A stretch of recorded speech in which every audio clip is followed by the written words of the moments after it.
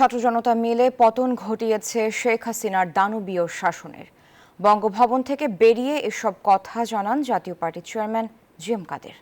বৈষম্য মুক্ত দেশ, এটা ন্যায় বিচার ভিত্তিক সমাজ হিসাবে গঠন করবে, সেখানে আমাদের গণতান্ত্রিকভাবে সেই দেশ পরিচালিত হবে, এটাই ছিল আমাদের কামনা বাসনা।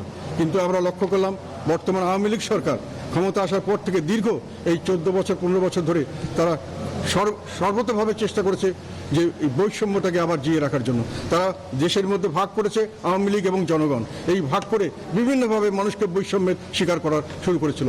এই ছেলেগুলি নিঃস্বার্থভাবে এগিয়ে এসে তাদের সামনের বাংলাদেশ, তাদের কীরকম বাংলাদেশ তারা চায়, তারা সবাই মিলে সবাইকে দেখিয়ে দিয়েছে। আমি এটা বারংবার বলেছি, তারপরে আমি 3রা জুলাই থেকে শুরু করে প্রতিদিন বলেছি এই বৈষম্য কোটা মুক্তির আন্দোলন এখন ছড়িয়ে গেছে।